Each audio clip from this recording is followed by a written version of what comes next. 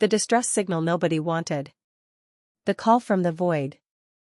Marcus Webb floated in the cramped repair bay of Salvage Station Omega, his worn tools scattered around him like old friends.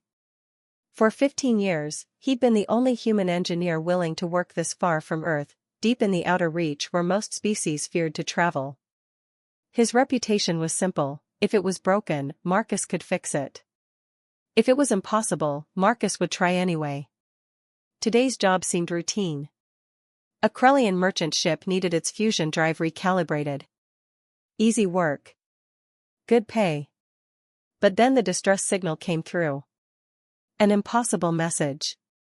Marcus Webb, the station's AI announced, its voice crackling with interference.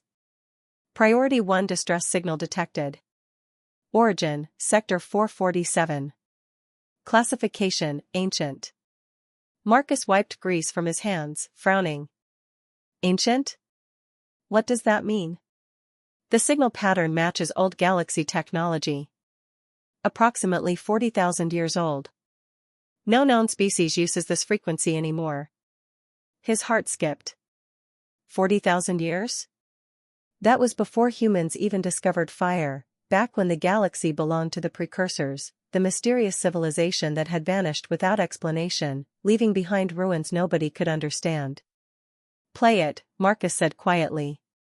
Static filled the bay, then a voice, not quite a voice, more like thought translated into sound, spoke in perfectly understandable English. This is the infinite horizon. Critical system failure. Requesting immediate assistance. Warning, containment breach imminent. Time remaining, 72 hours. The engineer's choice.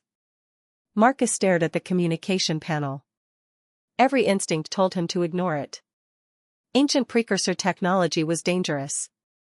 Governments had laws against exploring their ruins.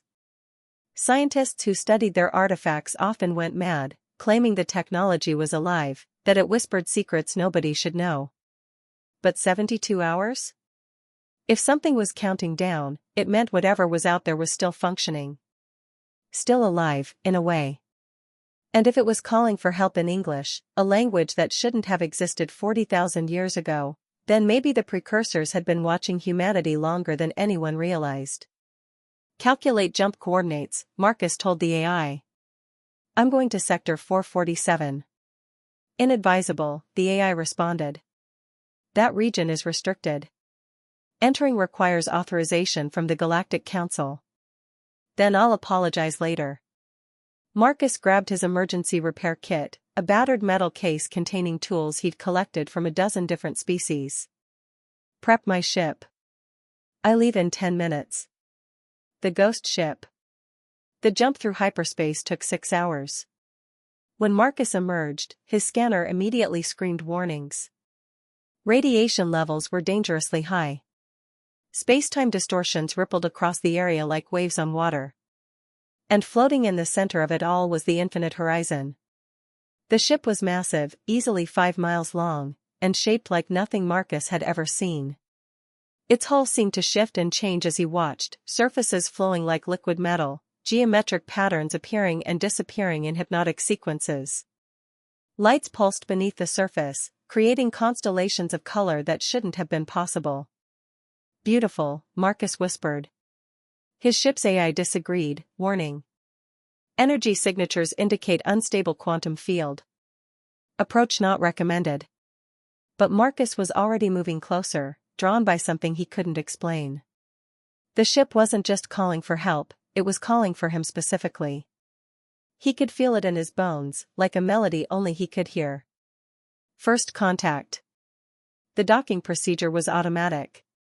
The infinite horizon's bay doors opened smoothly, despite 40,000 years of silence, and guided Marcus's small ship inside with invisible tractor beams. When he stepped out wearing his environmental suit, the bay pressurized automatically, filling with breathable atmosphere. Hello? Marcus called out, his voice echoing in the enormous space. No response. But the lights brightened, as if acknowledging his presence. He walked deeper into the ship, following glowing pathways that appeared beneath his feet.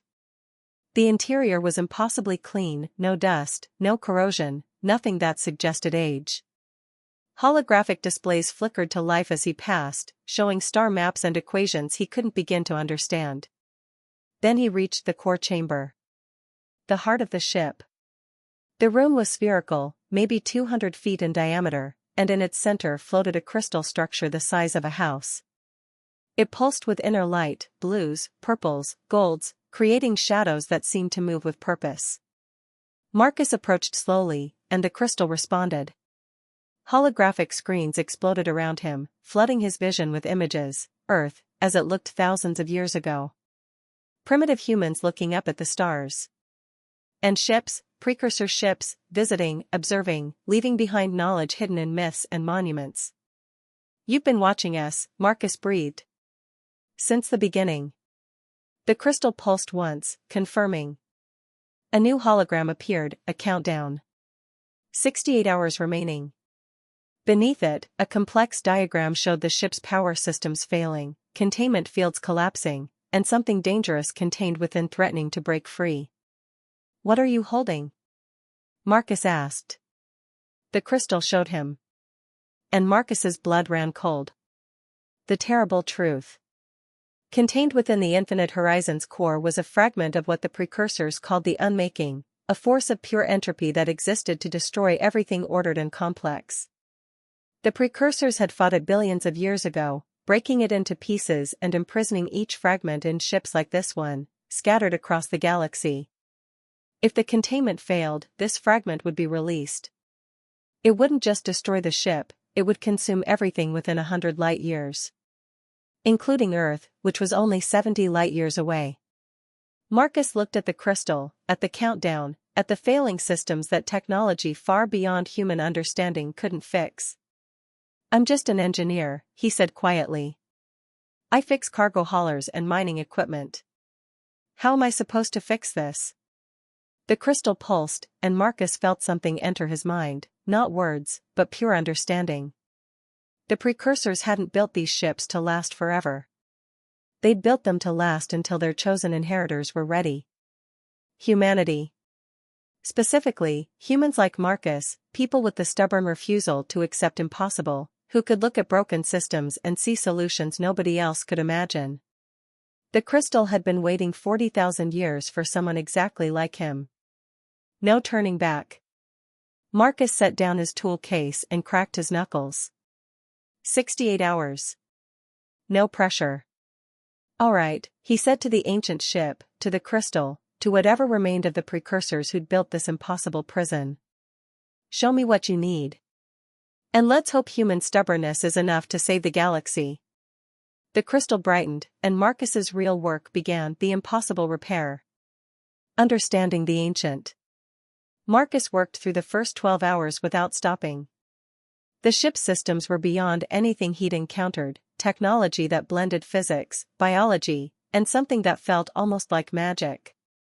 Energy flowed through crystalline circuits that grew and adapted.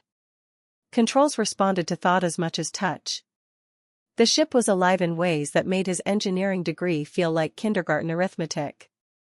But Marcus had learned long ago that all machines, no matter how advanced, followed basic principles. Energy flowed. Systems needed balance. Components wore out and needed replacement or repair. "Show me the power distribution," he told the crystal. Holographic diagrams appeared, revealing a network of conduits that connected the core to thousands of subsystems. Most were failing, their energy signatures flickering like dying stars. The containment field around the unmaking fragment was drawing power from everywhere, desperately trying to maintain the prison even as the ship fell apart around it. The first fix. Marcus started with the most critical system, the primary power regulator that fed the containment field. It had been designed to last millions of years, but even precursor technology couldn't escape entropy forever. Microscopic fractures had spread through the crystalline matrix, disrupting the energy flow. He couldn't replace it, there were no spare parts for 40,000-year-old alien technology. But maybe he could bypass the damaged sections and reroute power through secondary pathways. Using his quantum welder, Marcus carefully created new connections, following patterns the ship's AI helpfully displayed. The work was delicate, one wrong move could trigger a cascade failure that would release the unmaking immediately. "Come on," Marcus muttered, sweat dripping down his face despite the environmental controls. "Just a little more." The final connection locked into place. Power surged through the new pathway, and the containment field stabilized. The countdown slowed, 59 hours remaining. Yes. Marcus pumped his fist. First problem solved. Only about 1,000 more to go. The learning curve. As Marcus worked deeper into the ship's systems, he began to understand something remarkable. The precursors hadn't just built a prison, they'd built a teacher. Every repair he attempted came with holographic guidance, showing him techniques and principles that expanded his understanding exponentially. He learned about quantum resonance tuning, where energy waves could be synchronized across impossible distances. He discovered temporal shielding, which protected components by existing slightly outside normal time. He mastered dimensional folding, allowing him to access internal mechanisms without dismantling outer casings. Human engineering suddenly seemed crude by comparison. But Marcus realized that wasn't quite right. Human engineering was adaptive, creative, willing to improvise with whatever materials were available. The precursors had mastered perfection, but humans excelled at making do with imperfection. Maybe that's why the ship had called for him. The crisis point. 40 hours remaining, and Marcus hit a wall. The secondary containment grid needed complete reconstruction, millions of microscopic energy nodes that had degraded beyond simple repair. Even working non-stop, he couldn't possibly fix them all in time. Marcus sat on the deck, exhausted and defeated. "I can't do this. There's too much damage, too little time." "I'm sorry." The crystal pulsed, and Marcus felt something new, not guidance, but compassion. The ship understood his limitations. But it also knew something he didn't. New holograms appeared, showing not repair instructions but something else, the ship's true nature. The Infinite Horizon wasn't just a prison ship.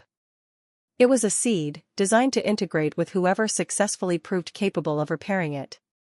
If Marcus accepted, the ship would bond with him, enhancing his body and mind with precursor technology. He would become part of the ship's systems, able to control repairs directly through thought, to perceive energy flows as naturally as sight, to work at speeds impossible for unenhanced humans. But the bond was permanent. Once accepted, Marcus would be tied to the Infinite Horizon forever, immortal as long as the ship survived, but unable to leave it for more than brief periods. He would become a guardian, like the precursors before him, dedicating his existence to maintaining the prison. The Guardian's choice. Marcus thought about his life on Salvage Station Omega. No family, his parents had died years ago. Few friends, most people found him too obsessed with his work. No grand ambitions beyond fixing whatever was broken. He thought about Earth, 70 light-years away. 4 billion humans who would never know how close they'd come to annihilation. Who would never thank the stubborn engineer who saved them. He thought about the precursors, an entire civilization that had sacrificed themselves to protect the universe from the unmaking. They could have fled to another galaxy, abandoned everyone else to their fate. Instead, they'd chosen duty over survival. "If I do this," Marcus said slowly, "can I still be human? Will I still be me?" The crystal pulsed reassurance. The bond would enhance him, not erase him. His thoughts, memories, personality, all would remain. He would simply become more than he was. Marcus stood up, decision made. "All right. Let's do it. Show me how to bond." Transformation. The process was both painful and beautiful. The crystal extended tendrils of light that wrapped around Marcus, sinking through his suit and into his skin. He felt his DNA being rewritten, his neurons being enhanced with quantum processors, his body being reinforced at the molecular level. Knowledge flooded his mind, not just engineering, but everything the ship knew. Star charts spanning the galaxy. Historical records of civilizations long extinct. The complete story of the precursors and their war against the unmaking. When it ended, Marcus was no longer entirely human. His eyes glowed faintly with inner light. His thoughts moved at computer speeds. He could feel the ship around him like an extension of his own body, every system now intimately familiar. And he had 36 hours to finish the repairs. The final push. Enhanced by the bond, Marcus worked with supernatural efficiency. His hands moved in blur, guided by perfect understanding. He repaired systems simultaneously across different parts of the ship, his consciousness distributed through the vessel's network. The secondary containment grid was reconstructed in 6 hours. Power distribution was optimized in 4. Damaged hull sections were sealed using techniques he'd never known existed. With 10 hours remaining, Marcus reached the final critical repair, the primary containment seal itself, the last barrier between the unmaking fragment and reality. It required complete recalibration, a process so precise that even enhanced, Marcus would need every minute of remaining time. He worked in absolute focus, adjusting energy frequencies to within billionths of a percent, synchronizing quantum fields across 17 dimensions, weaving protection patterns that would hold for another 40,000 years. Success and revelation. With 17 minutes remaining on the countdown, Marcus completed the final adjustment. The containment field locked into place, stronger than it had been in millennia. The countdown stopped, replaced by a simple message, stable. Marcus collapsed in the core chamber, physically and mentally exhausted despite his enhanced body. "We did it," he whispered to the ship. "The galaxy is safe." The crystal pulsed acknowledgement, then showed him something new, a star map with dozens of highlighted locations across the galaxy. Each marker represented another prison ship like the Infinite Horizon, each containing a fragment of the unmaking. And according to the ship's sensors, several of them were approaching critical failure, just like this one had been. Marcus understood immediately. His job wasn't finished, it had barely begun. As the first human guardian, he would need to travel to these other ships, repair them before they failed, maybe even find other humans capable of bonding and becoming guardians themselves. The new mission. "How many ships are there?" Marcus asked. The crystal showed him, 47 prison ships scattered across the galaxy, each one a ticking time bomb if left unattended. The precursors had been gone for 40,000 years, but their final gift to the universe, this network of containment vessels, still needed caretakers. Marcus stood, feeling the ship's power flowing through him. He wasn't just an engineer anymore. He was something new, a bridge between humanity and the precursors, between past and future. "All right, Infinite Horizon," he said, placing his hand on the crystal. "Let's go save the rest of the galaxy. We've got 46 more ships to fix." The ship hummed in response, and Marcus felt its eagerness. After 40,000 years of solitude, it finally had purpose again, and a partner stubborn enough to see impossible tasks through to the end. Together, the last engineer of Earth and the ancient guardian ship jumped to hyperspace, beginning a mission that would take them across the stars and into legends. Behind them, Earth continued spinning, its people safe and blissfully unaware of the human who had become something more to protect them. Marcus smiled. That was fine. He'd never done this job for recognition anyway. Only for the simple satisfaction of fixing what was broken, even if broken now meant the fabric of the universe itself. The end, or perhaps, the beginning.